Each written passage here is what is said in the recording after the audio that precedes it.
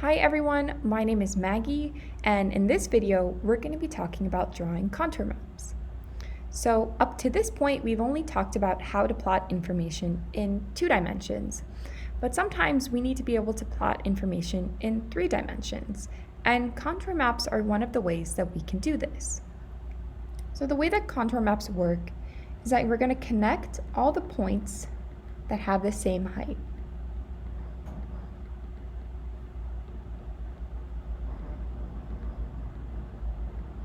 And we can see this by the example that we have. So on the left, we have a side view of some kind of mountain, and on the right is the contour map of that same mountain. So the way this works is we're going to look at 5 different heights, 0, 100, 200, 300, and 400, and we're going to connect all the points that have that same height. So we start at 0, we're going to look that all these points have a height of 0. So on our contour map, we're going to connect all of them together to form this line.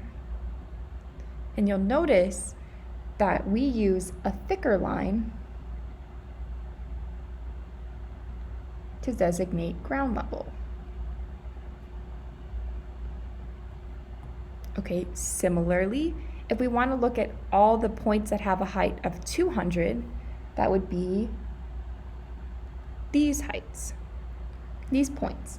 And so we're going to connect them all together on our contour map. Okay, and we'll look at one more. If we want to look at all the points that have a height of 400, it would be these heights. And then we would connect them all together to make this line. So some things that we can see from this contour map, you can see on this side of the contour map, the lines are spaced much more farther apart. And that corresponds to the fact that on this half of the mountain, the height changes more gradually. Similarly, you can also see that on this part of our contour map, the lines are really close together. And that corresponds to the fact that on this part of the mountain, the height is really steep. It changes very quickly. Okay, so let's practice drawing one with our example problem. So our example asks us to draw a qualitative contour map of Ayers Rock in Australia. So we're going to do this by looking at 4 different heights and examining the points at each one of those heights. So like we did in the last one, let's start at the ground level. So we're looking for all the points that have a height of 0. So we look at our top view.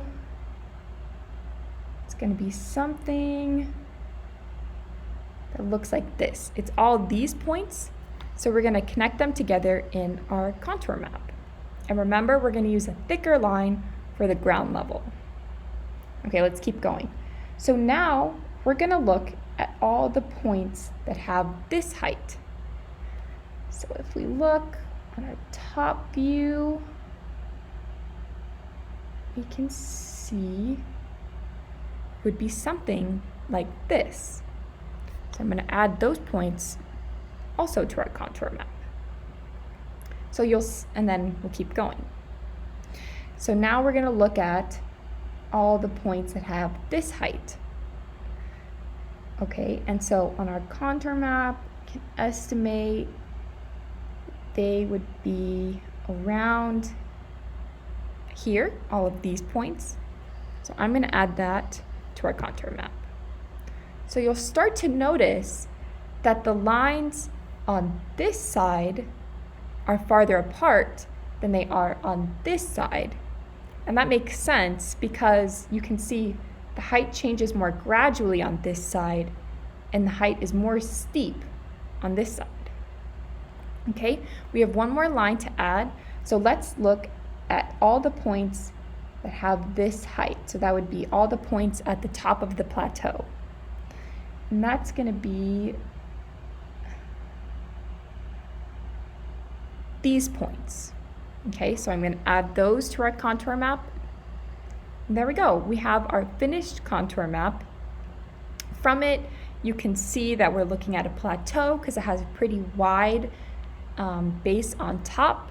We can see once again that the points on the back side, the height changes more gradually, and on the front side, the height changes more rapidly. The height is steeper. So I hope this video helped. Thanks for watching.